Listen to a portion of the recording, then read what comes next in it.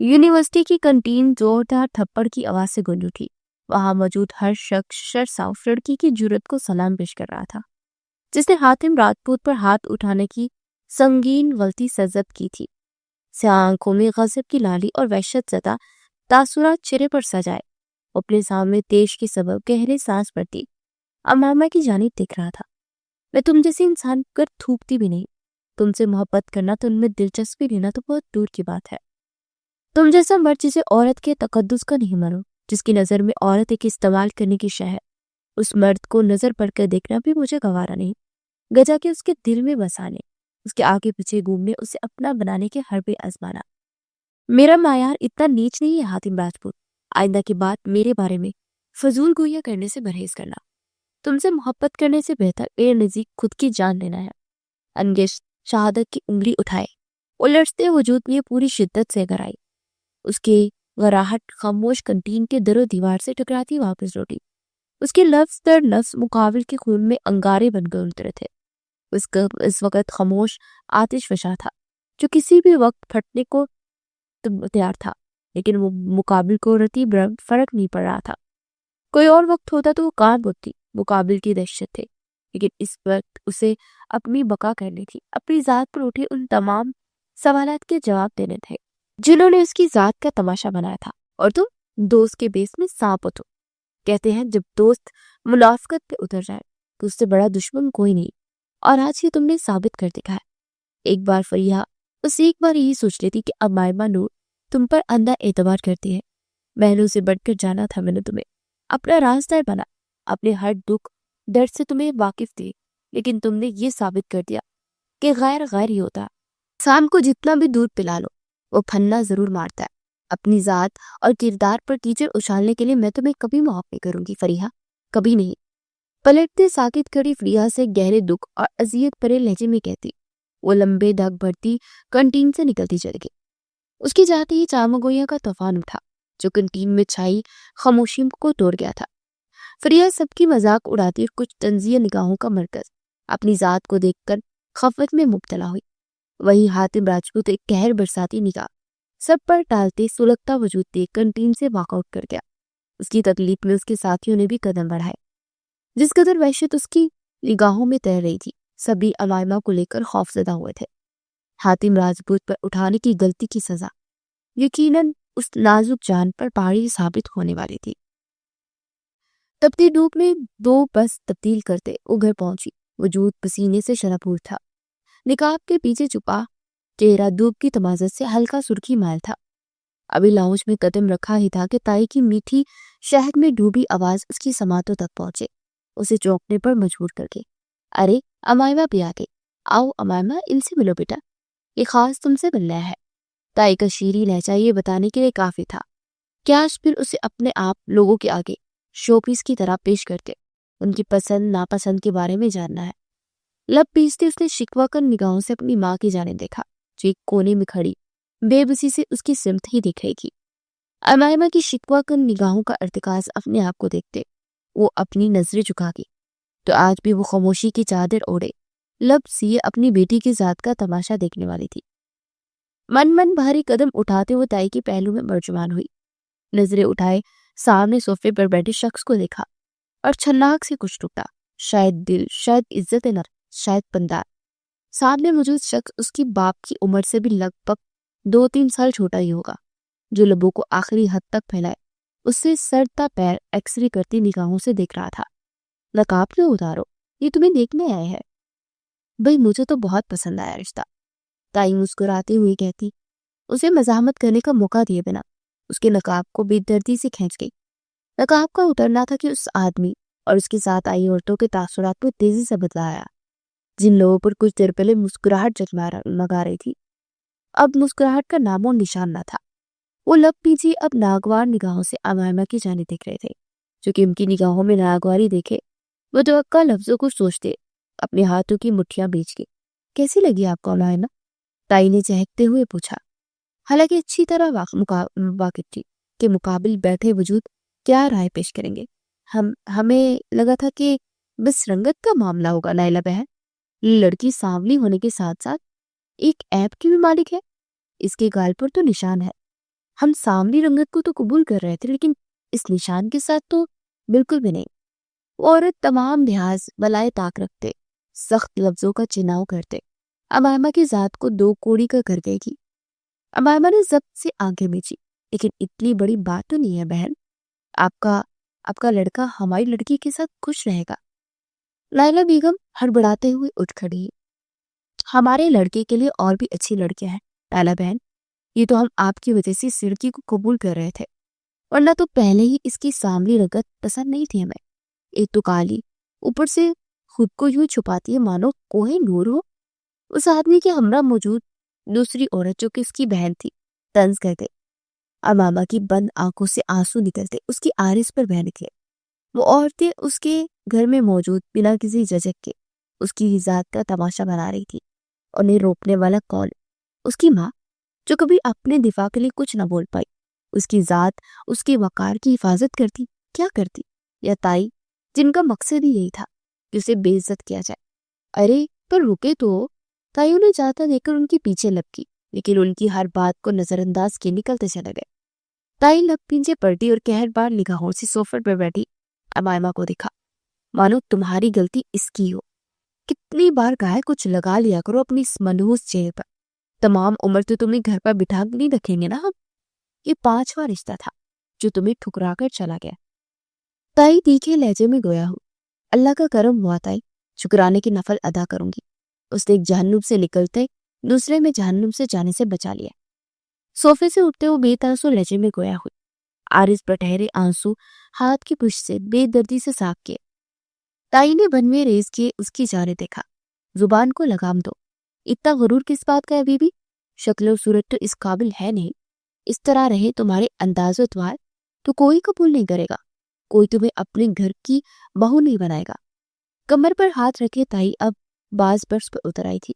غبار جو بڑھ گیا تھا دل میں اتنی محنت سے اور ایک رشتہ ڈھونڈا تھا، لیکن وہ بھی اسے ٹھکرا کر چلا گیا تھا۔ اب کس طرح سے جان چکا تھی وہ ان ماں بیٹی سے جو بھاری بھرکم بوجھ کی مانند ان کے کندھوں پر لدی ہوئی تھی۔ آپ اپنا لیں، آپ بنا لیں اپنے گھر کی بہو، اپنے بیٹے کی بیوی۔ سپاٹ نگاہوں سے ان کی جانب دیکھتے اس نے تیر پھینکا جو کہ نشانے پر لگا تھا۔ توقع کے عین مطابق تائی بلبلا اٹھی تھی۔ کیا کہا؟ کل موہی، تجھے بناؤ بہو اپنی؟ تجھے کہا میرا شہزادہ بیٹا اور کہا تو اس کے پیر کی جوتی کے تو برابر نہیں ہے۔ اچھا خاصا رشتہ تھا، اگر تھوڑا تام جام کر لیتی تو کر لیتے قبول۔ تائی بچھڑے ہوئے اس کی جانب آتے اس کے بازو کو جگڑے، جھنجھوڑتے ہو بول، چھوڑے مجھے، اتنا ہی اچھا رشتہ تھا تو اپنی بیٹی کو بیاہ دیتی ماں۔ کیوں آپ کو ایسے رشتے ملتے ہیں جو میری عمر سے دوگنا بڑے ہوتے ہیں؟ کیا آپ اپنی بیٹی کے لیے ایسے رشتے پسند کریں گی؟ نہیں نا، پھر یہ بھید بھاؤ کیوں؟ صرف اس لیے کہ میرے سر پر میرا باپ نہیں اور میری ماں آپ لوگوں کے احسانات تلے دبی آپ کے ہر ظلم کو برداشت کرتی چلتی آئی ہے۔ وہ اپنے بازو ان کے ہاتھ سے آزاد کرواتے چیخی تھی۔ تائی نے پھٹی پھٹی نگاہوں سے اس کی جانب دیکھا اور اگلی پل لاؤنج میں زوردار تھپڑ کی آواز گونجی۔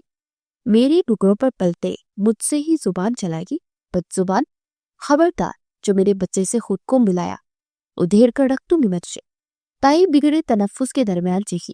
امائمہ نے سنسناتے عارض پر ہاتھ رکھے بیگی نگاہوں سے ایک طرف کھڑی آسمہ بیگم کی جانب دیکھا جو کہ نم نگاہوں سے اس کی جانب دیکھ رہی تھی، لیکن ہمیشہ کی طرح خاموش۔ امی، آپ کی خاموشی کسی دن آپ سے آپ کی بیٹی بھی چھین لے گی، دھیمی آواز میں کہتے ہوئے ایک نفرت بھری نگاہ تائی پر ڈالتے اس چھوٹے سے کمرے کی جانب پڑ گئے جسے سب اسٹور روم کہتے تھے، لیکن وہی ان دو ماں بیٹی کی چائے پناہ تھی جہاں وہ دین بھر کے ظلم اور ستم سہنے کے بعد چند میں سکون کا سانس بھرتی تھی۔ پیلے لیمپ کی مدھم روشنی اس چھوٹے سے کمرے میں چھائے اندھیرے کو تو دور کر کے تھی، لیکن اس لڑکی کی ذات کے اندر پھیلا اندھیرا مٹائے نہیں مٹ رہا تھا۔ ہاتھ میں تصویر تھامے ابیگی نگاہوں سے اس تصویر میں جگمگاتے اس چہرے کی جانب دیکھ رہی تھی جن کی موجودگی میں اس نے ایک ایسی زندگی گزاری تھی جو شاید ہی وہ اب گزار پائے، ایک عالی شان زندگی جہاں اس کے ہاتھ سے چھوئی ہر چیز اس کی مانو ریاست کی شہزادی ہے، جس کی مسکان اس کے بابا قربان۔ ان کے جانے کے بعد تو زندگی نے ایسی اپنی طوفان میں سے لپیٹ میں لیا کہ وہ کبھی اس طوفان کی زد سے نکل ہی نہ سکی تھی۔ بچپن میں ہوا وہ حادثہ جو سے उसकी पहचान, उसका एतमाद छीन गया। किसी की हसद का निशाना बनते वो जिंदगी भर के लिए एक जख्म कबूल कर गई। ताई के तंज, ताया की लापरवाही, माँ की चिप्पी, खामोश मोहब्बत और फिर दोस्त जो सांप बनते उसे डसते। उसकी नफरत की फिरसत ताया ताई से शुरू होते खत्म हातिम राजपूत पर होती थी, जिसने उसकी जिंदगी मजीद बेहतर कर दी थी। वो प्ले बॉय था जिसकी नजर में औरत की कोई वक़्त नहीं थी, जिसने उससे बेर पाल रखा था सिर्फ इसलिए कि उसे फ्रिया को उसकी चाल में फंसने नहीं दे रहा था। वो बेआवाज आंसू बहाए अपनी गुजरी जिंदगी याद कर रही थी कि दरवाजा खोले कोई अंदर दाखिल हुआ। वो बिना देखे हुए कदमों की आड़ से पहचान गई थी कि अंदर आने वाला कौन है। खाने की ट्रे उसके सामने रखे, अब उसके आरिस पर अपना हाथ रखते। बाबू को याद कर रही हो? उसके आरिस पर फिसलते आंसू साफ करते उन्होंने भीगी आवाज में पूछा। आपको मिल गई फुर्सत अम्मू, ताई और उनके बच्चों के लाड उठाने से? वो उनसे सख्त खपा की। उनका हाथ अपने आरिस से हटाते वो खपकी से बोली, हाँ अब तो तुम मेरी लाडों के लाड उठाने हैं। आसमा बेगम ने मुस्कुराते हुए बोला। अमामा ने बेकी निगाहों का रुख उनकी जानिब किया जो अपना वाला बनाते उसकी जानिब बढ़ा रही थी। आप कुछ कहते क्यों नहीं अम्बर? ताई को मेरी जात को निशाना बनाती है, क्यों मुझे नीचा दिखाती है? और आज उन्होंने आपके सामने मुझ पर हाथ उठाया मैं, और आपने कुछ नहीं किया। वो सिसकते हुए उनसे सवाल कर रही थी। मेरा कुछ कहना हमसे ये छत छीन लेगा लाडो, और मैं अपनी जवान जहान बेटी को लेकर इस बेघर नहीं होना चाहती। वो नमज़दा आवाज में उसे उसके सवाल का जवाब देगी। आप मेरा साथ दें और चले यहाँ से। ये दुनिया बहुत बड़ी है, हमें कहीं भी सर छुपाने की जगह मिल जाएगी। अमायमा उनका हाथ जगड़े हमेशा बोले जाने वाला जुमला दोहरा गई थी। आसमा बेगम उसकी मासूमियत पर मुस्कुरा दी। ये दुनिया बड़ी तो बहुत है, लेकिन साथ साथ जालिम भी। यहाँ तरह तरह के बेरिए हैं जो शराफत और इंसानियत का लिबादा ओढ़े पीछे बैठे शिकार के मुंतजर है। तुम्हें मालूम ही नहीं होगा कि कब कोई तुम्हारे साथ चलता जिसकी अच्छाई और शराफत के सबब तुम उस पर भरोसा कर बैठी। अपना झोला उतारे अपने असली रूप में आते तुम्हें चीर फाड़ कर रख देगा। उसे नवाले पर नवाला खिलाते आसमा बेगम उसे पते की बात बताई। मतलब सारी जिंदगी मुझे इसी तरह जीना होगा अम्मू? अमायमा उनकी बात की गहराई पाप गई थी, फिक्रमंदी से मुतसफ्फर हुई थी। नहीं, एक वक्त आएगा जब तुम्हें तुम्हारा शहजादा यहाँ से ले जाएगा, दूर, बहुत दूर, अपने संग अपनी दुनिया में। आसमा बेगम मानो इस बात को तसव्वुर मिलाई थी, तभी लबों को मुस्कुराहट निछुआ। शहजादा? मेरी जैसी लड़की के लिए शहजादा नहीं अम्मू, एक बड़ी उम्र का आदमी ही आएगा जो जलाद होगा, मुझे जुल्म के दरिया से निकालते जुल्म के समंदर की नजर कर देगा। अमायमा तलखी से गोया हुई। हालातों ने उसे सख्त नाउम्मीद कर दिया था। नहीं, शहजादा आएगा और तुम्हें शहजादी बनाते इस जुल्म के दरिया से निकालते अपने महल में ले जाएगा, जहां तुम राज करोगी, और वो महल होगा उसका दिल जिसकी अकेली तुम हुक्मरान बनोगी। आसमा बेगम ने उसके सर पर चिप लगाते शोक लहजा कहा। अमायमा उनकी बात पर हंस पड़ी। निगाहों के सामने सब्ज आंखों वाला खूबरू चेहरा लहराया। शायद उसका रब उस पर मेहरबान हो और वो सब्ज आंखों वाला शहजादा उसके मुकद्दर में लिखते। उसकी हंसी की छनकार सुनते उदासी में डूबे उस कमरे के दरो दीवार भी मुस्कुरा उठे थे, जो अपने मकीन की आंसू और तकलीफों के गवाह थे। दोनों माँ बेटी फिर गम बुलाए एक दूसरे की अजियत में गए इस सुकून से सैराब हो रही थी जो कहीं और न था। राजपूत विला के लाउंज में तमाम मुलाजिम मौजूद इस मखसूस कमरे से आती आवाजों से सख्त खौफजदा थे। न जाने क्या हातिम की पसंद के बरखिलाफ हुआ था कि वो सब कुछ नस्तो नाबूद करने पर तुला हुआ था। हातिम रुक जाओ यार, क्यों अपने आप को नुकसान पहुंचाना चाहता है? सफदर उसे ड्रेसिंग के सामने आईने पर मुक्का मारते देख चीखा था, लेकिन हातिम उसकी बात सिरे से नजरअंदाज किए।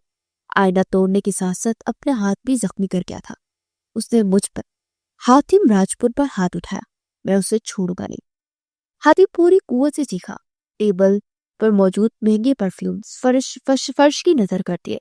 तमाम परफ्यूम्स की महक मिलते एक ताकतवर हवासों को जकड़ लेने वाली महक में बदलते कमरे में फैली। भूल जा यार, उसके किरदार पर वार हुआ था। उसकी अपनी दोस्त ने तुझे उससे जोड़कर पूरी यूनिवर्सिटी में झूठी अफवाहें फैलाई थी, और हम सब जानते कि वो लड़की पाक पास है। और तूने भी तो फ्रिया के बार बार रिजेक्ट करने के पीछे की वजह जाने के बाद उसका जीना हराम कर रखा था। सफदर ने संजीदगी से उसे समझाना चाहा, حاتم نے گہرے سانس بھرتے سرخ نگاہوں کا مرکز اس کی ذات کو بنایا۔ صفدر اس کی خون اتری نگاہیں دیکھتے کپ کپایا۔ ایسی وحشت تھی جو سد چلا کر خاکستر کرتے نہیں بھول سکتا۔ اس تھپڑ کی گونج اب بھی میری سماعتوں میں گونجتی ہے صفدر۔ اس نے کہا تھا کہ وہ مجھ جیسے مرد پر تھوکنا پسند نہیں کرے گی۔ اب اسے پوری زندگی مجھ جیسے مرد کے ساتھ ہی گزارنی پڑے گی۔ محبت بھی کرے گی، دل میں جگہ بھی دے گی۔ اس کے الفاظ بدلیں گے۔ مجھ سے نفرت کی دعوے دار اب مجھ سے محبت کرے گی۔ حاتم نے بیڈ پر گرتے سفید سیلنگ کو تکتے وحشی کہکے لگاتے اپنی بات مکمل کی۔ صفدر نے نہ سمجھی والے انداز میں نگاہیں جھکائے اس کی جانب دیکھا۔ کیا کرے گا تو حاتم؟ صفدر کو اس کے ارادے ٹھیک نہیں لگ رہے تھے۔ وہ ضرور کوئی غلط قدم اٹھانے والا تھا۔ شرط بدل تو فریحہ نہیں، اب حاتم امائمہ نور کو تسخیر کرے گا۔ فریحہ کو اپنے بستر کی زینت بنانا تھا، لیکن اب امائمہ نور اپنے وجود پر میری وحشتیں برداشت کرے گی تاعمر آخری سانس تک۔ حاتم لوگوں پر ایک جاندار مسکراہٹ سجائے گویا ہوا۔ بیڈ کی پائنٹی سے اس کے پاؤں لٹکے ہوئے تھے، پہلو میں درے ہاتھ سے خون رستے سفید بیڈ شیٹ کو داغدار کر رہا تھا۔ بکھرے سیاہ بال، سیاہی مائل سرخ آنکھیں، گھنی مونچھیں تلے انابی لب، شرٹ کے تقریباً تمام بٹن کھول رکھے تھے۔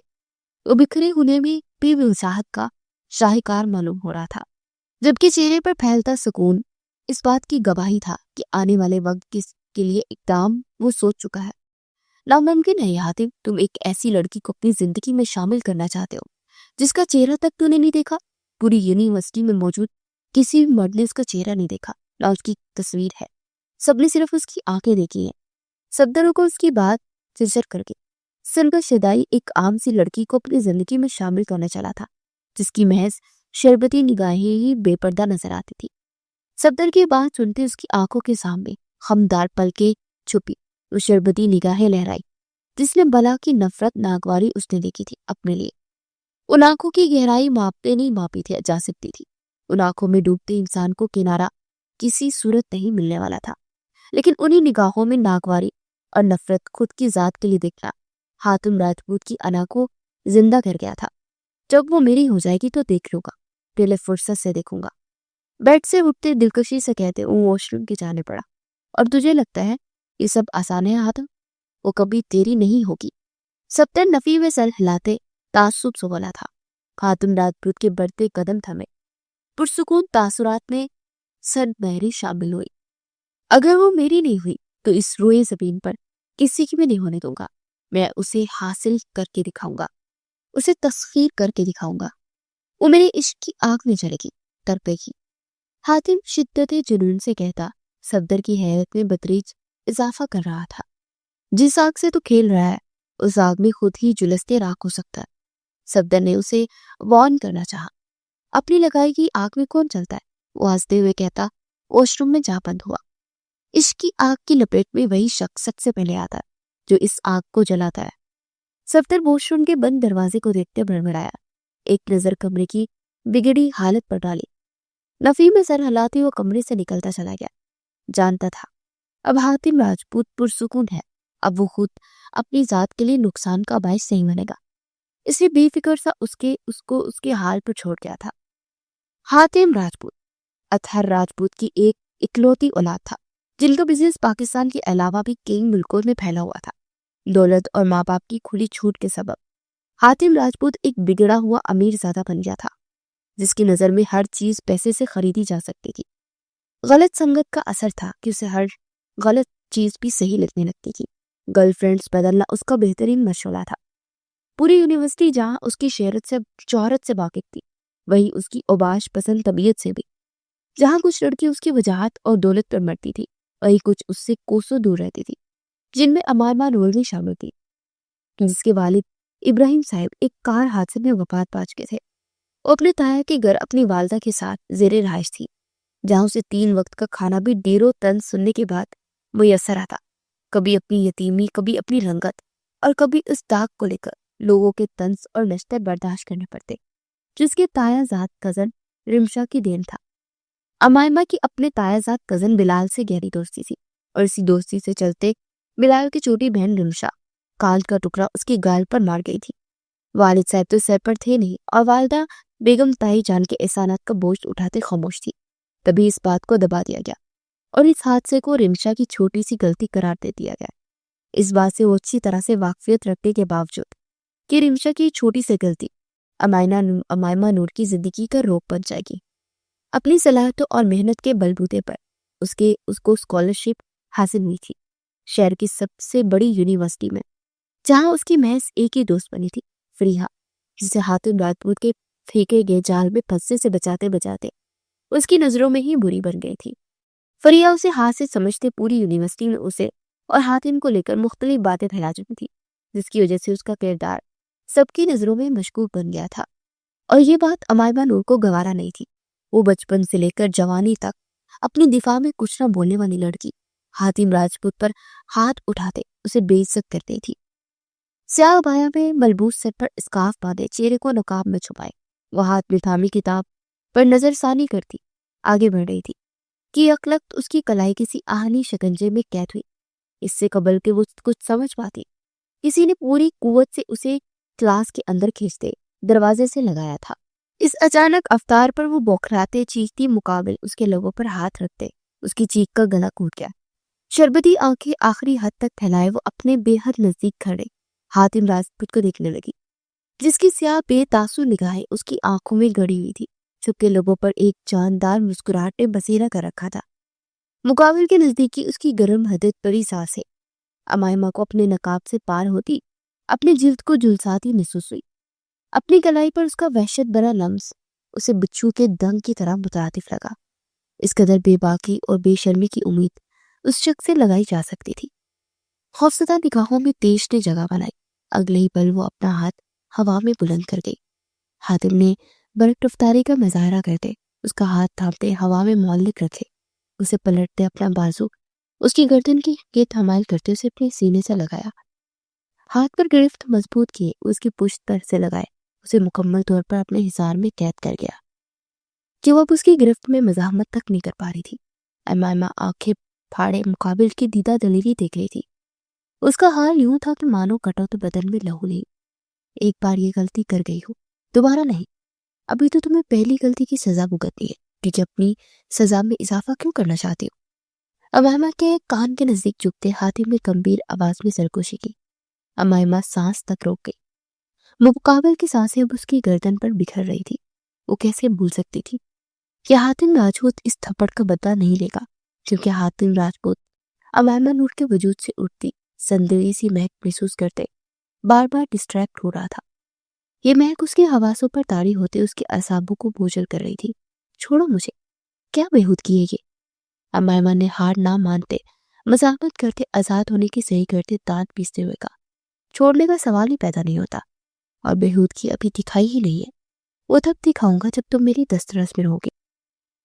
حاتم ذو معاونیت سے کہتا امائمہ کی رنگت سرخ کر گیا۔ حاتم چھوڑو مجھے ورنہ میں چیخوں گی۔ امائمہ نے دھمکی دی، چیخو، پھر معلوم ہے کیا ہوگا؟ یہاں سب کا جمع ہو جائے گا۔ سب تمہیں یوں میری باہوں میں دیکھتے کیا سوچیں گے؟ تم سمجھدار ہو، اچھی طرح جانتی ہو۔ عام سے لہجے میں کندھے اچکاتے کہتے وہ امائمہ کو خوفزدہ کر گیا۔ اس حالت میں اگر کوئی انہیں دیکھ لیتا تو پھر اسے اپنے کردار پر کئی سوالات برداشت کرنے پڑتے۔ کس کس کو وضاحت دیتی وہ؟ بے بسی کے احساس تلے اس کی نگاہوں میں نمی سمٹ آئی۔ کیا چاہتے ہو تم؟ امائمہ نے اپنی گردن کے گرد حمائل اس کے بازو پر اپنا ہاتھ رکھتے ہوئے پوچھا۔ یہ پہلا نرم لمس تھا جس کی تاثیر حاتم کے روم میں اتری تھی۔ یہ لمس اس کو سکون بخشنے والا تھا۔ حاتم کچھ بول نہ پایا۔ وہ اس لمس کی تاثیر کو دل و جان سے محسوس کر رہا تھا۔ بولو حاتم راجپوت، کیا چاہتے ہو؟ تھپڑ کی معافی مانگو، میں مانگنے کو تیار ہوں، پر میرے کردار کو مزید داغدار مت کرو۔ امائمہ اسپاٹ لہجے میں گویا ہوئی۔ حاتم اس کی آواز سنتے ہوش میں آیا، رخ پلٹتے اس کے دونوں ہاتھوں کو جکڑے اس کی پشت سے لگایا۔ امائمہ نے بے بسی سے آنکھیں بند کیے مقابل اسے بے جان گڑیا کی مالک اپنی مرضی سے گبارا تھا، جبکہ حاتم پھر وہی سکون محسوس کرتے بے قرار ہوا تھا۔ معافی تم مانگو گی، لیکن ایسے نہیں، میری باہوں میں قید، میری دسترس میں آتے۔ کیا چاہتا ہوں میں؟ تمہیں چاہتا؟ کیا میری چاہت پوری ہوگی؟ حاتم میں مسکراتے ہوئے کہتے اختتام میں سوال کے ساتھ ساتھ جواب بھی دے دیا۔ امائمہ کی آنکھوں میں حیرت بے یقینی لہرائی، وہی اس کے لفظ اسے شرم و حیا کے بوجھ تلے زمین میں دفن ہونے پر مجبور کر گئے۔ کیا تم ہوش میں ہو؟ کیا بکواس کر رہے ہو؟ امائمہ چیخی۔ حاتم نے ناگواری سے اس کی جانب دیکھا جو اسے ان نگاہوں سے دکھ رہا تھا کہ مانو حاتم کی دماغی حالت پر شبہ ہو۔ چیخو مت یار، بہرا تھوڑی ہو، دھیمی نرم آواز میں بات کرو جیسے سب سے کرتی ہو۔ وہ ناگواری سے کہتا اس کی ناک پر سے پھسلتا اس کا نقاب سیٹ کر گیا۔ امائمہ دھنگ رہ گئی۔ وہ قابل کے انداز و اعتبار اسے خوف میں مبتلا کرنے کے ساتھ ساتھ حیرت و استجاب میں بھی مبتلا کر رہے تھے۔ دل کی دھڑکنیں اس کی اس ایک حرکت کے سبب 120 کی رفتار سے دوڑی تھی۔ ہوش میں ہوں اور تمہیں بھی پورے ہوش و حواس میں یہ بات کہہ رہا، اسے سنو اور یہاں بٹھا لو۔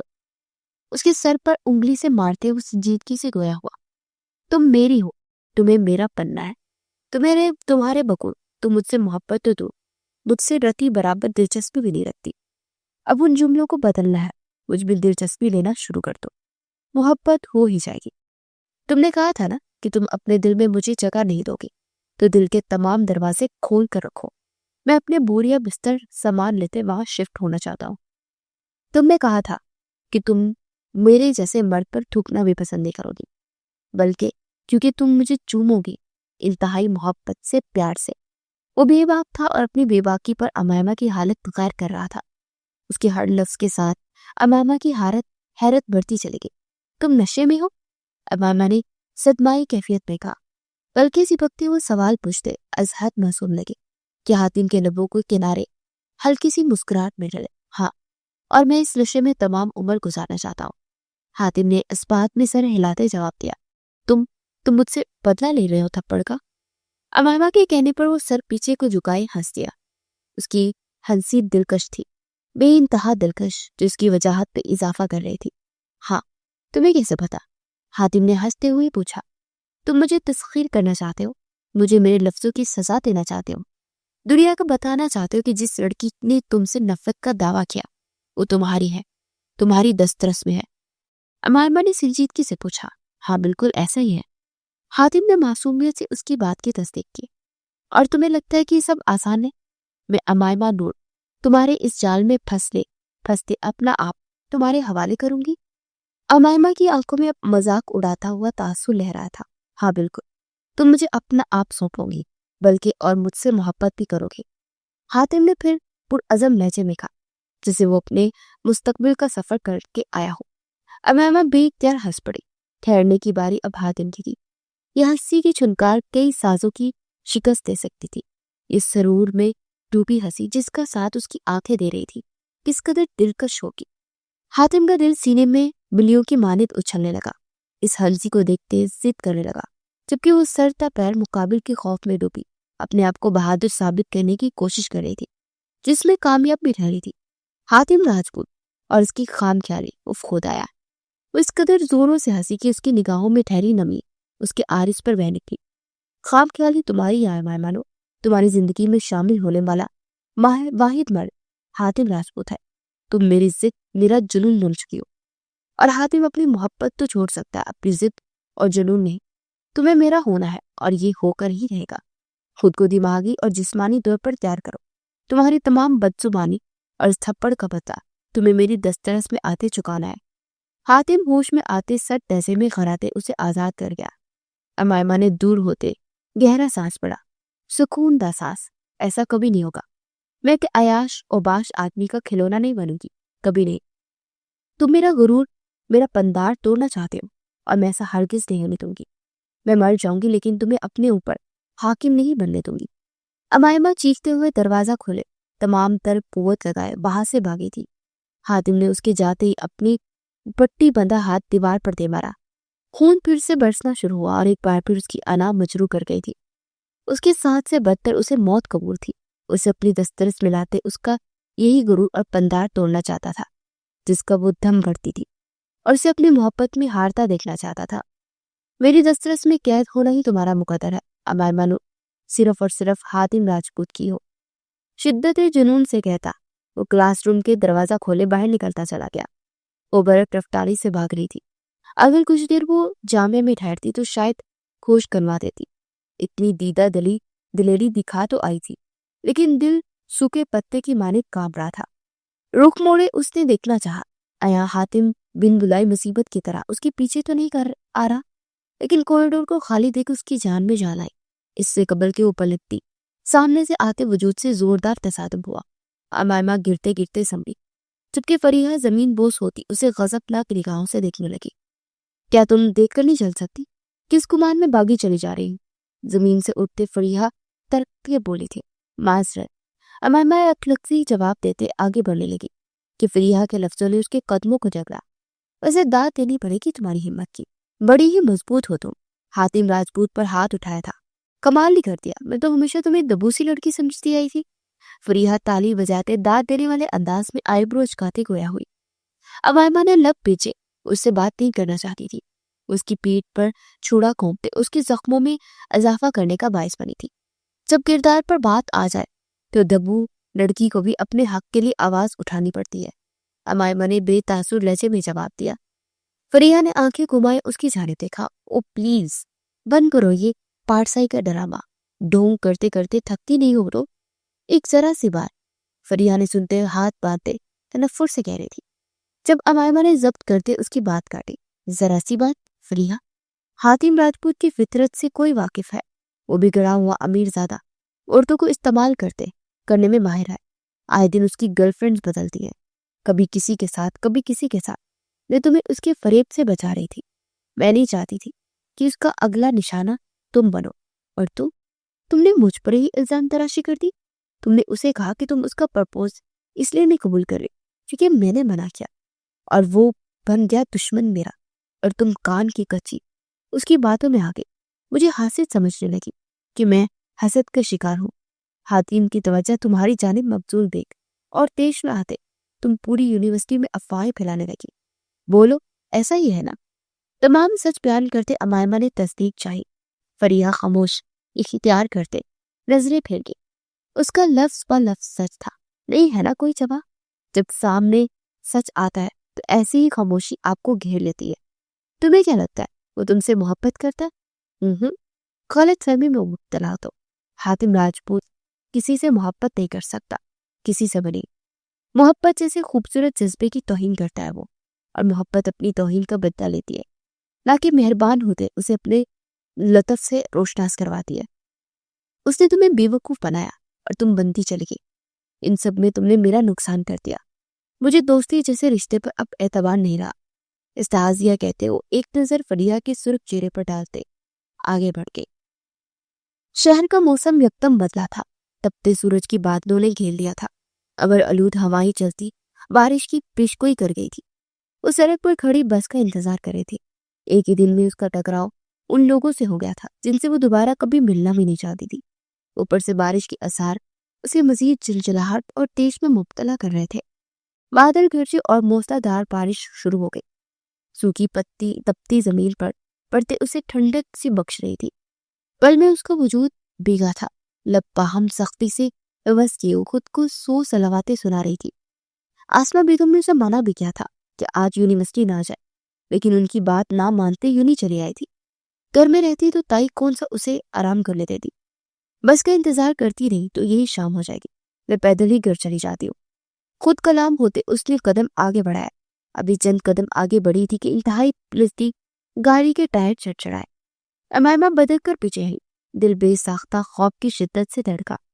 अभी वो कुछ कहती कि गाड़ी का दरवाजा खोले उतरने वाली शख्सियत उसे ठटकने पर मजबूर करती। बिलाल तुम? शरबती निगाहें अलविही चमक से पुर थी। नकाब के पीछे छुपे लबों पर मुस्कुराहट ने बसेरा किया। आई एम ग्लैड तुम मुझे पहचान गई अमायमा, बिलाल ने मुस्कुराते हुए कहा। सब्ज आंखें शरबती आंखों में बराह रास्त देख रही थी। कितने सालों का इंतजार था जो आज खत्म हुआ था। उस सब्ज आंखों वाले शहजादे के इंतजार में उसने हर दिन गुजारा था। उसके ख्वाबों में उसका पहरा था, उसके दिल की सरजमीन पे उसका राज था। तुमने भी तो मुझे पहचान लिया, हालांकि मैं तो निकाब में थी। अमायमा उसकी निगाहों से पजल होती धीमी आवाज में बोली।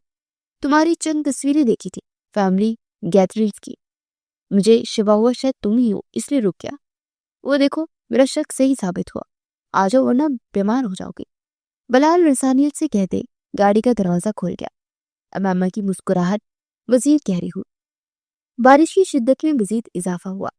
वो गाड़ी में सवार होते اس کا انتظار کرنے لگی۔ تم اتنے سال بعد پاکستان واپس آئے ہو اور ہمیں بتائے بھی نہیں، ہم کم از کم ایئرپورٹ پر ریسیو ہی کرنے آ جاتے۔ بلال کے بیٹے وہ سنجیدگی سے گویا ہو، موم کو پتا تو تھا اور ایئرپورٹ پر آنے کے لیے میں نے ہی منع کیا تھا، تو کسی کو بھی پریشان نہیں کرنا چاہتا تھا۔ بلال کے کہنے پر امائمہ نے مسکراہٹ سمیٹتی چلے گی، تو وہ اس کی ماں اس قدر غیر ضروری تھی کہ انہیں بلال کی آمد سے بھی بے خبر رکھا گیا تھا۔ وہ لب بھیج گئی۔ تمام راستہ بلال اس سے اس کی پڑھائی کے بارے میں سوالات کرتا رہا، جس کا جواب وہ خوشنودی سے دے دی گئی۔ ملک ولا میں پورچ میں گاڑی رکتے ہی نائلہ بیگم، ابراہیم صاحب اور رمشا تینوں ہی بےتابی سی دروازے پر آن کھڑے ہوئے تھے، لیکن بلال کے ہمراہ امائمہ کو گاڑی سے نکلتا دے ان سب کے تاثرات بگڑے تھے۔ بلال، یہ تم اس کے ساتھ کیسے؟ تمام خوشی اور پرجوشی جاگ کی طرح بیٹھ تھی۔ نائلہ بیگم نے کشمکش میں مبتلا اس سے پوچھا تھا۔ ہر راستے میں مجھے مل گئی تھی تو میں اسے اپنے ساتھ لے آیا، منزل تو ایک ہی تھی۔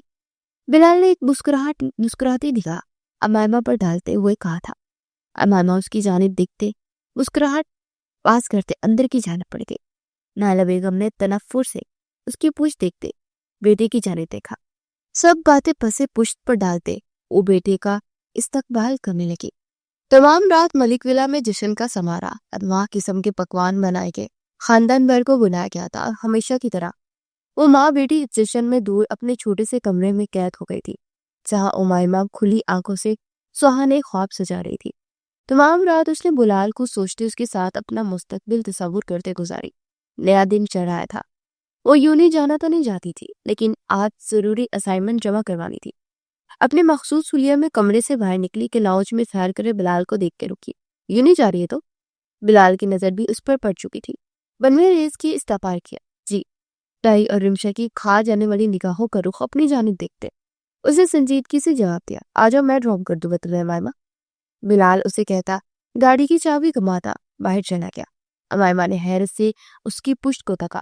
حیرت زدہ نگاہیں یوں ہی لاؤنج کے صوفے پر بیٹھے جانب مرکوز ہوئی تو گڑبڑاتے ہوئے تیز قدموں سے باہر بھاگی۔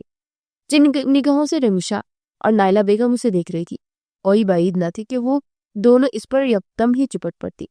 بہت شکریہ تمہارا بلال۔ گاڑی سے اترتے اس نے اس پاس کھڑے بلال کو دیکھتے ہوئے شکریہ ادا کیا۔ شربتی آنکھیں محبوب کی کرم نوازی کی بدولت چکمگا رہی تھی۔ اس کی مسکراہٹ کے ساتھ اس کی آنکھوں نے بھی دیا تھا، اور یونی میں موجود ہر شخص کی نگاہوں میں اسے یوں ایک غیر مرد کے ہمراہ کھڑا اور مسکراتا دیکھ لہو اتر آیا تھا۔ ارے شکریہ کی کوئی بات نہیں، ہم غیر تھوڑی، بلال نے مسکراتے ہوئے کہتے اس کے سر پر ہلکی سی چپٹ لگائی اور امائمہ کھلکھلا کر ہنس دی۔ اس کی کھلکھلاہٹ جلتی پر دیر کا کام کر گئی تھی۔ حاتم راجپوت خون اگلتی نگاہوں سے اس منظر کو دیکھتے ہاتھوں کی مٹھیاں بھیج گیا تھا۔ اب میں چلتی ہوں، کلاس کا ٹائم ہو رہا ہے۔ امائمہ گلائی میں بندی گھڑی میں وقت دیکھتے اس سے الوداع کہتی یونی کے اندر داخل ہوئی، اس بات سے بے خبر کہ ایک بچھڑا طوفان اس کا منتظر ہے۔ کزن ہے اس کا، ہائی اسٹڈی کے لیے برن ملک چلا گیا تھا، اب لوٹا ہے۔ پسند کرتی ہے نارما اسے، بلکہ پسند نہیں، بہت چھوٹا لفظ ہے، محبت کرتی ہے وہ تو اس سے۔ فریہ جو کب سے حاتم کی نگاہوں کا محور امائمہ کو دیکھ رہی تھی، اس کے نزدیک آتے گویا ہوئی۔ حاتم نے جبڑے سختی سے بیچے اور اس کی جانب دیکھا۔ کیوں آئی ہو یہاں؟ تیش سے اس کا برا حال تھا، دھیمی آواز میں کرایا، آج کل تم بات نہیں کرتے نا مجھ سے، آج کل توجہ کا مرکز کوئی اور ہے۔ فریہ سر تھا پیر سلگ گئی تھی۔ حاتم کی توجہ کا مرکز امائمہ کو بنا دیکھ کچھ دن پہلے تک تو وہ فریہ کے آگے پیچھے گھوم رہا تھا، اور اب یوں بالکل انجانا ہو گیا تھا، مانو فریہ کو کوئی وجود ہی نہ ہو۔ میری توجہ کا مرکز جو کوئی بھی ہو، تمہارا اس سے کوئی سروکار نہیں۔ میں نے تمہیں پرپوز کیا، تم نے ریجیکٹ کر دیا، بات ختم، اور مجھے تم نے دلچسپی نہیں۔ آئندہ میرے نزدیک آنے سے گریز کرنا، سر دو ٹوک لہجے میں کہتے، اور فریہ کی رنگت اہانت کے سبب سرخ کر گیا۔ تم تو مجھ سے محبت کے مارے حیرت کے فریہ کے لبوں سے الفاظ ادا نہیں ہوئے۔ محبت مجھے کسی سے نہیں ہے، تم سے تو بالکل نہیں۔ چند لفظوں میں وہ اسے اس کی حیثیت بتاتے وہاں سے واک آؤٹ کر گیا۔ فریہ کی آنکھیں تیزی سے نم گئی، اب سمجھ میں آیا تھا اس کے ہاتھ محض خسارہ لگا تھا، اس کے ساتھ دھوکہ کیا گیا تھا، اس دھوکے کی ذمہ دار وہ خود تھی۔ حاتم کی فطرت اس کی شخصیت کے بارے میں جانتے بوجھتے جب اپنے دوست کو بے مول کرتے کھویا تھا۔ اب کیا کھاتا ہے؟ خسارے پر یہ غم کرنا۔ شدید دیش کے عالم میں مبتلا وہ امائمہ کی کلاس کی جانب بڑھتا، دیکھ کر 10 قدم کا فاصلہ 5 قدموں میں طے کرتا اس کے سر پر پہنچا۔ کون تھا وہ؟ امائمہ کا بازو چکڑے، اس کا رخ اپنی جانب موڑے، ویسے تقریباً جھنجھوڑتے ہوئے مستصفر ہوا تھا۔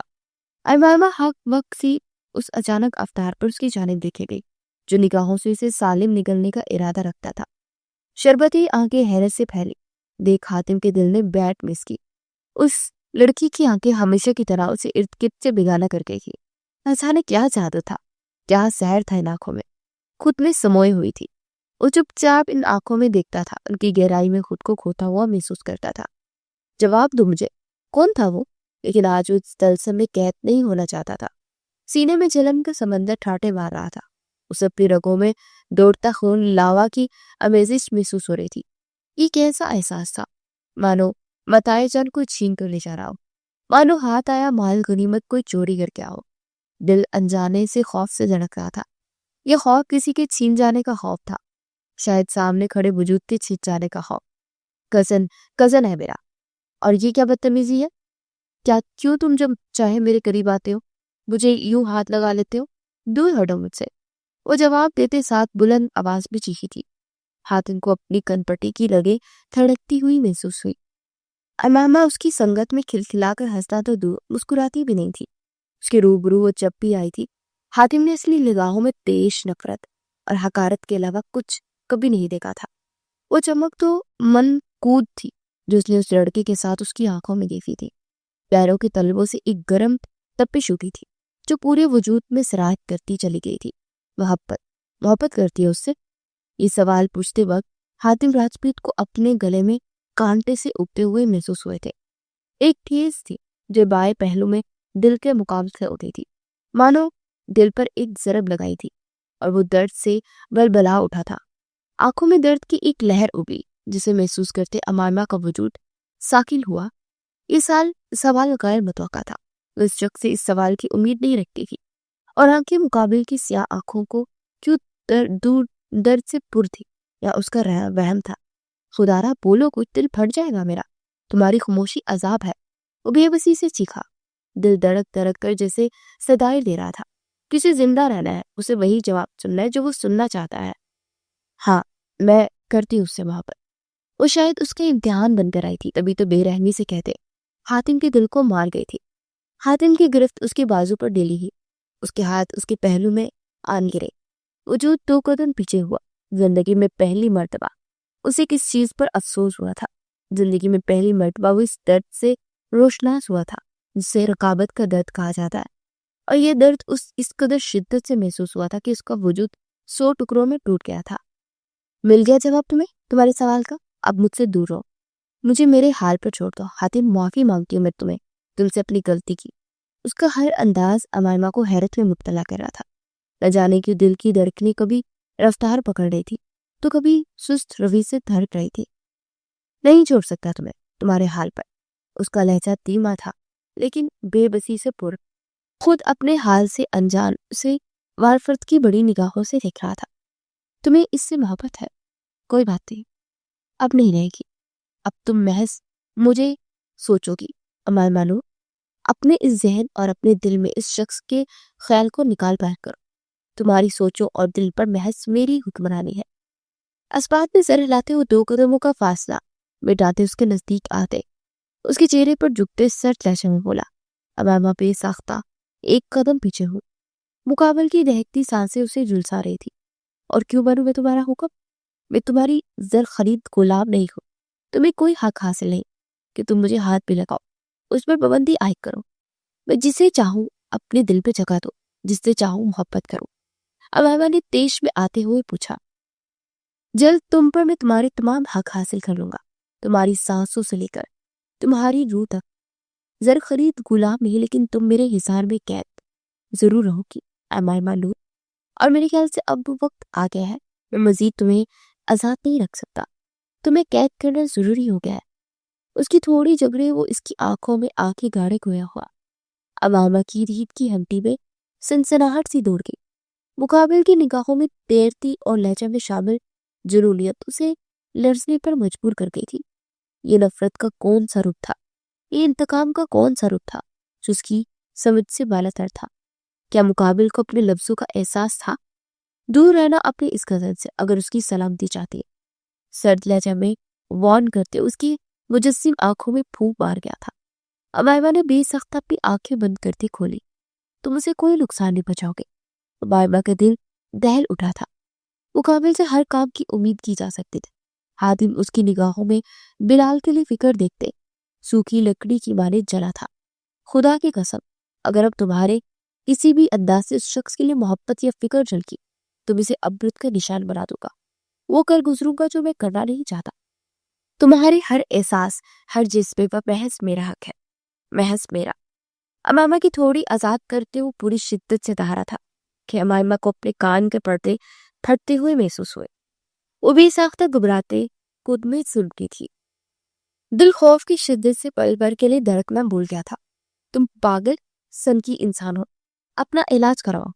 سنسان کوریڈور میں ایک دم طلبہ کو آتا دیکھ وہ مدھم آواز میں کہتی وہاں سے تیزی سے بھاگی تھی۔ حاتم نے ضبط سے نظروں سے اوجھل ہوتی اس کی پشت کو تکا۔ پاگل تو تم نے کر دیا مجھے، اور علاج بھی اب تم ہی کرو گی۔ بڑبڑاتے وہ اپنی پچھلی گردن پر ہاتھ پھیر گیا۔ پورا وجود اسے ایندھن کی مانند جلستا ہوا محسوس ہو رہا تھا۔ یہ وہ آگ تھی جو لمحہ بہ لمحہ بجھنے کی بجائے بڑھتی چلی آ رہی تھی۔ بہت وقت دے دیا، مزید نہیں۔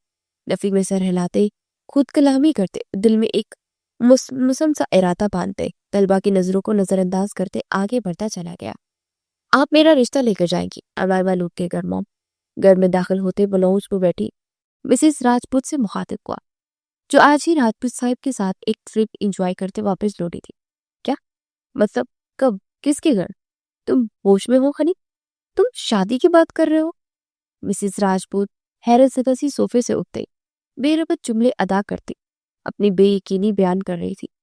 حاتم راجپوت جو شادی جیسے لفظ سے کوسوں دور بھاگتا تھا، وہ آج خود ایک لڑکی کا ذکر کر رہا تھا۔ امائمہ نور میری یونیورسٹی فیلو ہے، میں اس سے شادی کرنا چاہتا ہوں۔ اب جلد از جلد اس کی گھر رشتہ لے کر جائے گی موم، اور جتنا جلدی ہو سکے اسے میری زندگی کا حصہ بنائے گی۔ وہ ڈر گیا تھا آج امائمہ کو بلال کے ساتھ دیکھتے، اس کی آنکھوں میں بلال کے لیے محبت، اس کے لہجے میں بلال کے لیے فکر دیکھتے۔ وہ اسے جلد از جلد اپنا بنانا چاہتا تھا۔ یہ طرف یہ اضطراب اسے گھیرتے اسے اس کا سکون چھین چکا تھا۔ وہ اس سے انتقام لینا چاہتا تھا، اسے تڑپانا چاہتا تھا، لیکن اب خود تڑپ رہا تھا۔ ٹھیک ہے، میں آج ہی تمہارے بابا سے بات کریں گی بیٹا۔ مسز راجپوت تو خوشی سے پاگل ہونے لگی کہ در پر تھی۔ ان کا بیٹا ان کی دلی خواہش جو پوری کرنے جا رہا تھا، وہ خوشی سے پھولے نہیں سما رہی تھی۔ حاتم نے اپنے اضطراب کو سکون میں بدلتے محسوس کیا، دل کو تسلی ہوئی تھی، اور سکون دا سانس بھرتے اور اپنے کمرے کی جانب بڑھ گیا۔ ارادہ ٹھنڈے پانی سے شاور لیتے لیتے سینے میں جلی آگ کو بجھانے کا تھا۔ وہ ہاتھ میں چائے کی ٹرے تھامے ابراہیم صاحب کے کمرے کی جانے پڑی تھی کہ اپنا نام سنتے دہلیز پر ہی ٹھہرتے اندر ہونے والی گفتگو سننے لگی۔ کبھی نہ کبھی تو شادی کرنی ہے نا، تو امائمہ کے بارے میں کیا خیال ہے؟ یہ گھر کی بچی ہے اور تمہاری اس سے بات چیت بھی اچھی ہے۔ تایا کی آواز سنتے اس کی دھڑکنوں نے سپیڈ پکڑی، لبوں پر مسکراہٹیں اپنی چھپ دکھائی۔ بابا، وہ میری کزن ہے، اگر میں اس سے بات کر لیتا ہوں تو اس کا مطلب یہ تو نہیں ہے نا کہ میں اس سے شادی کر لوں۔ ہر ایک کی پسند الگ ہوتی ہے، مجھے امامہ میں کوئی دلچسپی نہیں۔ ایک تو اس کی ساملی رنگت، دوجا اس کے کار پر وہ نشان۔ میرا بزنس سے ہزاروں لوگ سے ملنا جلنا ہے، وہ میرے ساتھ کیسی زندگی گزارے گی، اور میں اس کی وجہ سے شرمندہ نہیں ہونا چاہتا۔ بلال نے قدرے جنجلاتے ہوئے جواب دیا، اور دیوار سے لگ کر کھڑی امامہ کا وجود زلزلوں کی زد میں تھا۔ ہاتھ میں تھامی ٹرے گرتے گرتے بچی، بس یہی سننا چاہتے تھے ہم، پڑھنا جس طرح تم اسے اہمیت دے رہے تھے، ہمیں تو ڈر تھا کہ کہیں تم اسے پسند ہی نہ کرنے لگ جاؤ۔ لالا بیگم خوشی سے سرشار لہجے میں بولی، اور باہر کھڑی امائمہ کو لگا کہ کلیجہ کسی نے اس کا نوچ کر نکال پھینکا تھا۔ اس قدر ذلت، اس قدر حقارت، دل پر لکھا بلال کا نام مٹتا چلا گیا۔ محبت شرمندہ سی سر جھکائے ایک کونے میں کھڑی اسے آنسو بہاتا دیکھنے لگی۔ قدروں سے جان نکلتی محسوس ہوئی۔ جس شخص کا سالوں سے انتظار کیا اسے اس قدر ذلت کے ساتھ ٹھکرا گیا کہ آنسو لہو بن کر بہ رہے تھے۔ کبکباتے ہاتھوں کی گرفت ٹرے پر مضبوط کیے وہ واپس پلٹ گئی۔ کبھی کبھار خاموشی سے پلٹ جانا ہی بہترین حل ہوتا ہے، گھٹن راستوں سے اور محبت کی ان راہوں سے جن کے آپ تنہا مسافر ہو۔ لاؤنج میں مکمل خاموشی کا رات تھا، سبھی اس کے جواب کے منتظر تھے، جو خاموشی کی چادر اوڑے بیٹھی تھی۔ جہاں آسمہ بیگم مسز راجپوت کو اپنی بیٹی کا ہاتھ مانگتے دیکھ مطمئن اور اب کی شکر گزار تھی، وہی تائی اور رمشا کا حال یوں تھا کہ مانو تو کاٹو تو بدن میں لہو نہیں۔ امائمہ کا رشتہ اس قدر اچھی گھر میں بھی آ سکتا تھا، وہ حیرت زدہ تھی۔ مسٹر اور مسز راجپوت بےتابی سے اس کے جواب کے منتظر تھے، جو مکمل پردے میں ان کے سامنے بیٹھی بے تاثر نگاہوں سے انہیں دیکھ رہی تھی۔ تو کبھی نائلہ بیگم کی جانب سے آئے رشتے کو ہمیشہ کی طرح انہوں نے اس کی عمر سے دگنی عمر کا رشتہ اس کے لیے ڈھونڈا تھا۔ دل میں قید محبت تو اپنی تذلیل کے بعد آزادی پا چکی تھی، بس اب زندگی میں آگے بڑھنا تھا، مجبوراً اور زبردستی ہی صحیح، لیکن وہ بھی حاتم راجپوت کا انتخاب نہیں کر سکتی تھی۔ وہ شخص اس سے انتقام لینا چاہتا تھا، اسے تسخیر کرنا چاہتا تھا، وہ مزید اپنی تذلیل برداشت نہیں کر سکتی تھی۔ چند لمحے لگے تھے اسے فیصلہ کرنے میں۔ سوری انکل آنٹی، میں آپ کے بیٹے سے شادی نہیں کر سکتی۔ تائی، مجھے آپ کا لایا گیا رشتہ قبول ہے، بے تاثر لہجے میں کہتے وہ سب کی حیرت سے بہرتی نگاہوں کو نظر انداز کرتے کمرے کی جانب بڑھ گئے۔ آسمہ بیگم نے اس کی پشت کو صدمائی کیفیت سے دیکھا، جبکہ تائی گردن اونچی کیے مسز راجپوت کو دیکھنے لگی۔ وہ جو چاہتی تھی وہی ہوا تھا۔ جہاں امائمہ انہیں اپنے بیٹے کے لیے قبول نہیں تھی، وہیں وہ اپنے سے اونچے خاندان میں بھی انہیں قبول نہیں تھی۔ میں معذرت خواہ ہوں، اس کی طرف سے میں اسے سمجھاؤں گی۔ آسمہ بیگم نے اسے مسٹر اور مسز راجپوت کے آہارت کے سبب سرخ چہرہ دیکھتے ہوئے بات سنبھالنے چاہیے۔ نہیں، کوئی بات نہیں بہن، بچوں کی اپنی مرضی ہوتی ہے، آپ اس پر زبردستی مت کیجیے گا، زبردستی رشتے نہیں منائے جاتے۔ مسز راجپوت مسکراتی ہوئی کہتی، مسٹر راجپوت کے اشارہ کرنے پر سب سے الوداع لیتی داخلی دروازے کی جانب پڑی۔ آسمہ بیگم نے ضبط سے انہیں جاتے دیکھا۔ بیٹی سے اس بے وقوفی کی انہیں امید نہیں تھی۔ امائمہ بنت ابراہیم، آپ کا نکاح مختار ولد عتیق سے سکہ راجی الوقت ملک 50,000 کیا جاتا ہے، کیا آپ کو یہ نکاح قبول ہے؟ ملک ولا کے لان میں قاضی صاحب کی آواز گونجی۔ آسمہ بیگم بیٹی کو نم آنکھوں سے دیکھ رہی تھی، جس نے ان کی ایک بات نہ سنی بلکہ ضد لے آتے جلد ہی نکاح کا کہہ چکی تھی۔ اور نائلہ بیگم تو جیسے تیار بیٹھی تھی، 2 ہی دنوں میں انہوں نے تمام تیاریاں مکمل کر لی۔ وہ جو خود کو پتھر بنائے اپنی زندگی کا اتنا بڑا فیصلہ لے چکی تھی، اب خود ہی جواب دینے کی سخت من کود پاتی تھی۔ دل پھٹنے کے قریب تھا، وجود پر کپاہٹ تاری تھی۔ دوجا آنکھوں کے نیچے لہراتا وہ چہرہ اسے کشمکش میں مبتلا کر گیا تھا۔ وہ اس نازک کڑی میں اپنے محبوب کی بجائے اس شخص کو یاد کر رہی تھی جس سے وہ نفرت کی دعوے دار تھی۔ حاتم سلطان کا چہرہ ہٹائے نہیں ہٹ رہا تھا اس کی آنکھوں کے سامنے، جبکہ سماعتوں میں اس کے لفظوں کی باسکت جاری تھی۔ تمہاری خاموشی عذاب ہے، نہیں چھوڑ سکتا تمہیں، تمہارے حال پر جلد تم پر ہر حق حاصل کر لوں گا۔ امان مانو صرف اور صرف حاتم سلطان کی ہے۔ اس کے بولے کے الفاظ وہ لاحق نہ چاہنے کے باوجود بھی یاد کر رہی تھی۔ دل جیسے کسی نے مٹھی میں بیچ لیا تھا۔ یہ کیسا ستم ہوا تھا اس کے ساتھ۔ محبت یاد ہی نہیں تھی اور نفرت بلائے نہیں بولے جا رہی تھی۔ بولو بیٹا، قاضی صاحب نے اسے خاموش دیکھتے ہوئے پکارا۔ اس سے قبل کہ وہ قبول ہے کہتی، لان میں گوشتی ایک زخمی شیر سی دہاڑ اسے بے یقین کر گئی۔ یہ نکاح نہیں ہوگا۔ ماتھے کو تھوتھے بکھرے بائے، سیاہ نگاہوں میں تیرتی لالی، کھڑی تیکھی ناک، علابی سختی سے باہم پیوستہ، black leather jacket black shirt پر پہنے ہوئے بلیک بلٹ پہ ملبوس، دیش کے سبب گہرے سانس بھرتا، سورج گنگٹ میں چھپے امائمہ کے چہرے کو دیکھتے ہاتھ میں گن تھامے آگے بڑھا تھا۔ امائمہ بے یقینی سے اسے دیکھ رہی تھی، جس نے بے دردی سے اس کے پہلو میں بیٹھتے بلاج کو اٹھاتے اپنے ساتھ آگے گارڈ کی جانب پھینکا۔ دلہے کا نام غلط ادا کیا آپ نے قاضی صاحب، حاتم راجپوت کا نام نکاح ہو رہا ہے۔ امائمہ نور سے اپنی غلطی سدھارے اور دوبارہ نکاح شروع کرے۔ سب کو حق وقت چھوڑے وہ اپنی جیکٹ کی کالر جاڑ دے، گن ٹیبل پر رکھے، سرد لہجے میں گویا ہوا، حاتم ہے۔ یقینی میں مبتلا ہوتے امائمہ کے لبوں سے اس کا نام ٹوٹتے ہوئے ادا ہوا۔ جانے حاتم، اس قدر پیار سے نکاح کے بعد پکارنا تاکہ میں بنا کسی جھجک کے تم پر جواباً پیار لدا سکوں۔ ابھی نکاح کرو کہ ایسا نہ ہو کہ تمہاری بیجا مزاحمت اور ضد تمہارے گھر میں کسی کی موت کا سبب بنے۔ ایک خونخوار نگاہ گنگیانے کھڑے بلال پر ڈالتے وہ عام سے انداز میں کہتے، ان پر سختہ طاری کر گیا۔ امامہ نے بے ساختہ اپنے گھر والوں کی جانب دیکھا، جن کے عقب میں کھڑے گارڈز ان پر بندوق تانے ہوئے تھے۔ وہ بے بس ہوئی تھی، اس کی ذرا سی مزاحمت اس پر باری ثابت ہو سکتی تھی۔ اس شخص نے اپنا کہا سچ کر دکھایا تھا، اسے اس طرح شکست دی تھی کہ وہ اپنا بچاؤ تک نہیں کر پائی تھی۔ حاتم مت کرو ایسا، ہونے دو میرا نکاح۔ بلاج وہ بھیگی نم آنکھوں میں ایک آخری کوشش کرتے بولے۔ جب وہ بے باکی کا مظاہرہ کرتے، اس کی کمر کے گرد بازو مائل کرتے، اسے اپنے نزدیک کر گیا۔ سرخ ریشمی پردے سے ہلکی سی جھلک اسے دکھائی دی۔ امائمہ سانس تک روکے، بہت غلطیاں سرزد کر چکی ہو تم، مزید برداشت نہیں کروں گا۔ اگر تمہاری زبان نے اب کسی غیر مرد کا نام ادا کیا تو زبان نکال کر تمہارے ہاتھ میں رکھ دوں گا۔ شروع کرو مولوی، وقت نہیں ہے میرے پاس، اپنی بیوی کو یہاں سے دور لے کر بھی جانا ہے۔ سرد وحشت سے بھرپور لہجہ میں کہتے اسے آزاد کرتے صوفے سے پش ٹکا گیا۔ مولوی صاحب بھی جلد از جلد اس جگہ سے جان خلاصی چاہتے تھے، ان کا نکاح پڑھواتے، ان دونوں کو رشتہ ازواج میں باندھتے۔ وہ یوں رفو چکر ہوئے کہ مانو گدے کے سر سے سی۔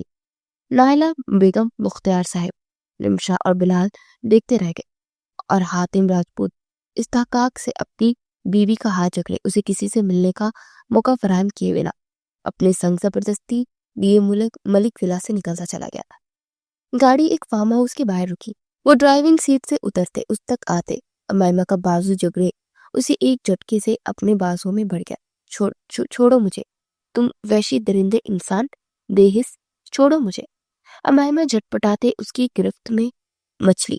حاتم نے جبڑے بوجھے اس پر گرفت مضبوط کر دے، کمرے کا دروازہ پاؤں کی ٹھوکر سے کھولتے کمرے میں داخل ہوتے سے بیڈ پر تقریباً پٹخا تھا، سر پر ٹکا سرخ آنچل پھسلا اور اس کا حسین چہرہ حاتم راجپوت کی نگاہوں کے محور میں قید ہوا۔ امامہ آنکھیں نیچے آنسو بہانے لگی۔ مقابل پہلے ہی اس سے نفرت کرتا تھا، اب وہ اسے اس کی خامی کی بدولت ذلیل بھی کرے گا، اس کا مذاق بھی بنائے گا۔ یہ ڈر کنڈلی مارے اس کی دل میں بیٹھ گیا، لیکن مقابل تو ساکن کرا پتھر کا مجسم معلوم ہو رہا تھا، سانولی رنگت جیسے ڈلتی شام کو، گنی بیگی بلگے جس کی آریز پر سایہ فگر اس کی آنکھوں کو چھپائے اس میں دسے نمکین پانی کو خود میں جذب کر رہی تھی۔ چھوٹی سی ناک جس میں چھوٹا سا نگ لگا ہوا تھا اور سرخ رنگ سے رنگے کپکپاتے لب، اس نے بے تحاشا حسن دیکھا تھا، لیکن معصومیت اور حسن اور سادگی کا یہ امتزاج آج پہلی بار دیکھا تھا، اور وہ ساکن رہ گیا تھا۔ نظریں اس کے لبوں سے سفر کرتی اس کے عارض پر سخت، اس کے نشان پر جا ٹھہری۔ یہ نشان حاتم کی نظر میں امائمہ نور کی خوبصورتی میں اضافے کا باعث بنا تھا۔ بے خودی کے عالم میں جھکتے اس کے عارض پر سخت اس نشان پر ہاتھ کی پشت پھیر گیا، اس کا وزن اپنے اوپر اور سانسوں میں اس کی سانسوں کی مہک شامل ہوتی محسوس کرتے۔ امائمہ اپنی ذات میں سمٹی تھی، اپنے عارض پر رینگتا لمس اسے کپکپانے پر مجبور کر گیا تھا۔ وہ ہنوز آنکھیں بند کی اپنے چہرے کا رخ پھیرتی۔ یہ نشان کیسے ہے؟ حاتم کی والہانہ نگاہیں اس کے حسین چہرے پر سفر کر رہی تھی۔ سنجیدگی سے سوال کو ہوا تو وقت آ ہی گیا تھا جب یہ شخص بھی اس کی ذات کا اس کی خامی کا تماشا بنائے گا۔ امائمہ کرب سے سوچتی سک اٹھی، تایا کی بیٹی رمسا نے گلاس توڑ کر مارا تھا، اس کی وجہ سے بیگا لہجہ لڑکھڑایا تھا۔ حاتم نے دانت پہ دانت جمائے خود پر ضبط کیا۔ آنکھیں کھولو۔ حاتم اس کی آنکھیں بند دیکھ اس کے بے التہا نزدیک چہرہ لائق ہویا ہوا۔ امائمہ نے نفی میں سر لائے، نہیں کبھی نہیں۔ امائمہ نے مزید سختی سے اپنی آنکھیں بند کی۔ کیوں؟ حاتم کے ماتھے پر شکنوں کا جال بچھا، مزید ہمت نہیں، میں مزید کسی نگاہوں میں اپنے لیے حقارت نہیں دے سکتی، مذاق اڑاتی نگاہیں اب میں برداشت نہیں کر سکتی۔ تم تو پہلے ہی مجھ سے نفرت کرتے ہو، انتقاماً شادی کیے تاکہ تھپڑ کا بدلہ لے سکو۔ تم جان بوجھ کر میری اس خامی کو نشانہ بناؤ گے، اور میں مزید تکلیف برداشت نہیں کر سکتی۔ حاتم وہ بھیگی آواز میں کہہ رہی تھی، اور حاتم الجھن زدہ نگاہوں سے اس کی جانب دیکھ رہا تھا۔ خامی؟ آخر کون سی خامی کے بارے میں بات کر رہی تھی وہ؟ کون سی خامی؟ تم میں تو کوئی خامی نہیں ہے۔ اس کے دونوں ہاتھ جکڑے بیڈ سے پنگ کرتے، اور اس کی سانسوں کو زیرو بم کو محسوس کرتے مدہوش ہو رہا تھا۔ اس لڑکی کی ذرا سی نزدیکی اس کے جذبات میں تلاطم مچا گئی تھی۔ امائمہ آنکھیں کھولنے پر مجبور ہوئی تھی۔ مقابل اگر انجان بننے کی اداکاری کر رہا تھا تو اسے مزید ایوارڈ سے نوازنا چاہیے تھا۔ تم اچھی طرح جانتے ہو میں کس بارے میں بات کر رہی ہوں۔ میری رنگت سانولی ہے، اوپر سے گال پر وہ بدصورت نشان۔ یہ خامی نہیں تو اور کیا ہے؟ وہ چیخی تھی۔ اسے لگا تھا مقابل اس کی بے بسی کا مذاق بنا رہا ہے۔ یہ خامی اور بدصورتی نہیں، میری نظر میں تو یہ خوبصورتی ہے۔ پہلے تمہاری آنکھیں مجھے مسمرائز کر دے گی، اب یہ نشان۔ تم بے حد خوبصورت ہو۔ وہ ایک جذب کے عالم میں کہتا، اس کی آنکھوں کو لبوں سے چومتے۔ اس کے نشان پر شدت سے لب رکھ گیا۔ امائمہ کی آنکھیں حیرت کی زیادتی سے پھیلی۔ یہ انتقامی شادی تو کسی طور نہیں لگ رہی تھی۔ مقابل کے انداز سے یہ ظاہر ہو رہا تھا کہ وہ اس سے نفرت کرتا تھا، لیکن اس کی چند لفظہ تمام ہدک اور تزلیلی اثر کو محدود کر گئے تھے۔ تم تو مجھ سے نفرت کرتے تھے۔ اس کے الفاظوں پر حیرت سے گنگ تمام باتیں بلائے، سوال گوزے۔ اس نے کہا، میں نے کبھی تم سے نفرت کی ہی نہیں۔ حاتم اس کی آنکھوں میں جھانکتے مسکراتے ہو بولا، تم نے انتقاماً شادی نہیں کی؟ دوسرا سوال آیا۔ کرنے کا ارادہ تھا لیکن کی نہیں۔ جواب اس قدر تیزی سے موصول ہوا۔ سیاہ آنکھوں کے بدلتے رنگ کی آواز میں بوجھل پن امائمہ کو بری طرح الجھا گیا تھا۔ وہ درمیان میں حال نزدیکی اور اس کے سبب بے ترتیب ہوتی اپنی درکنوں کو بولے۔ یہ گتھی سلجھانا چاہتی تھی۔ کیا کہنا چاہتے ہو حاتم؟ صاف سام کو۔ تم نے خود کہا تھا تم مجھے تسخیر کرنا چاہتے ہو، اس تھپڑ کا بدلہ لینا چاہتے ہو۔ تم نے اس تھپڑ کو اللہ کا مسئلہ بنا لیا تھا، تبھی تو مجھ سے شادی کی ہے، اور اب تم اپنی بات سے مکر رہے ہو۔ تم تو شروع سے ہی مجھے ناپسند کرتے تھے نا؟ حاتم اس وقت سخت الجھی ہوئی تھی۔ یہ بات سچ ہے کہ مجھے تم پسند نہیں تھی۔ تمہارا خود کو سر سے پیر تک ڈھانپ میری طرف دھیان نہ دینا مجھے کھلتا تھا۔ تمہاری آنکھوں میں اپنے لیے ناگواری اور تیز دیکھتے میں تم سے خار کھانے لگا تھا۔ کہیں نہ کہیں میں چاہتا تھا کہ تمہاری توجہ کا مرکز میں بنوں، تم بھی مجھے باقی لڑکیوں کی طرح ہی اہمیت دو، مجھ پر جان نثار کرو، لیکن تم مجھے دیکھنا تک گوارا نہیں کرتی تھی۔ تمہارا اس جناب برتنا کترانا دیکھنے میں نہ چاہتے ہوئے بھی تمہاری جانب مائل ہوتا تھا۔ تمہارا ہر ایکٹ مجھے فرق پڑنے لگا تھا۔ یہ بات بھی سچ ہے کہ بڑی کنٹین پر مجھ پر ہاتھ اٹھاتے تم نے میری انا پر وار کیا تھا کہ میں تمہیں اپنی دسترس میں لاتے تسخیر کرنا چاہتا تھا، تمہیں اپنی محبت کو مارنا چاہتا تھا کہ تم میرے عشق کی آگ میں جلو، لیکن ایسا کچھ نہیں ہوا۔ عشق کی آگ جو میں نے جلائی اس میں خود ہی جل کر راکھ ہو گیا۔ تمہاری توجہ کے لیے تڑپا، تمہیں بلال کے ساتھ دیکھ کر اضطراب میں مبتلا ہوا۔ تم نے جب بلال کے لیے محبت کا اظہار کیا تب میں روم چلا، پھر جب تم نے مجھے ٹھکراتے کسی اور کو چنا تو میں کرب میں مبتلا ہوا۔ 100 بار مرا ہوں میں تم تک پہنچنے میں، صرف ایک خیال کہ 1 منٹ کی دیری تمہیں مجھ سے ہمیشہ کے لیے چھین لے گی مجھے تڑپا گیا۔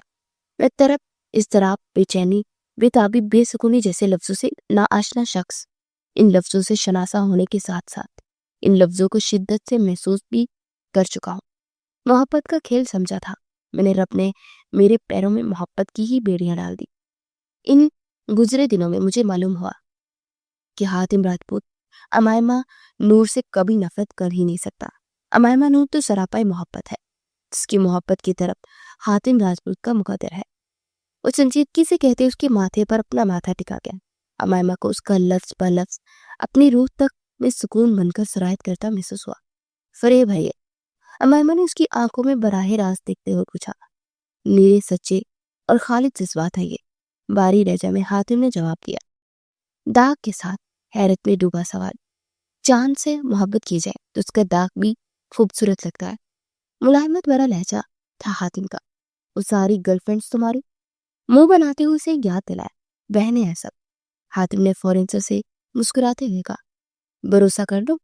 ونوے ریز کیے وہ پوچھا تھا، کر کے دیکھ لو، توڑا نہیں تو حاتم کا قتل تم پر محق۔ کمال دل ربائی تھی، محبت نہیں ہوگی، بے بسی سے بتا گیا تھا، عشق ہوگا بس وقت لگے گا۔ اطمینان سے جواب ملا، دھوکہ تو نہیں دو گے؟ خوفزدہ لہجے میں دریافت کیا۔ حاتم راجپوت آخری سانس تک امائمہ نور کا وفادار رہے گا۔ ماتھے پر لبوں کا لمس چھوڑے اسے وفاداری کا یقین دلایا۔ معافی مانگو گے میرے گھر والوں سے؟ مسکراتے ہوئے پوچھا، نہ، تمہارے امو پلان میں شامل تھی۔ ان کی بیٹی سے محبت کا اظہار کرنے سے پہلے میں ان سے اپنی محبت کا اعتراف کر کے آیا ہوں۔ باقی سب سے معافی نہیں مانگی جا سکتے، البتہ وہ معافی ضرور مانگیں گے اپنے کیے ہر ستم کی۔ لبوں کی گستاخیاں بڑی اور اس کے آرز پر جھکتے اس کے نشان پر اپنے لبوں کا میٹھا لمس چھوڑنے لگا۔ اپنا یقین، اپنا آپ تمہیں سونپ رہا ہوں، کبھی توڑنا مت۔ محبت کا مجھے نہیں معلوم، لیکن تمہاری محبت سنبھالتے میں آخری دم تک تمہاری وفادار ضرور ہوں گی حاتم۔ حاتم کے لبوں کو اپنے لبوں کے کنارے محسوس کرتے وہ آنکھیں بند کیے کہتی، اس کی گردن میں باہیں ڈالے، اسے خود سپردگی دے گی۔ حاتم سرشار سا ہوتے اس کی سانسوں میں اپنی سانسیں شامل کرتا، تمام حدیں پار کرتا چلا گیا۔ حاتم جی نے جو عشق کی آگ جلائی اس کے لپیٹ میں وہ ہوتا ہے۔ اس نے محبت کو کھیل بنانا چاہا اور محبت نے بدلہ لیتے اس کے دل میں پنجے کاٹ لیے۔ جبکہ امو کی بات سچ ثابت ہوئی تھی، شہزادہ آیا تھا اور اسے ظلم کے دریا میں نکالتے اپنے محل میں لے گیا تھا، وہ محل جو اس کا دل تھا، جہاں کی تنہا وہ حکمران تھی، حاتم راجپوت کے دل پر راج کرنے والی اس کی اماں ایمان نور۔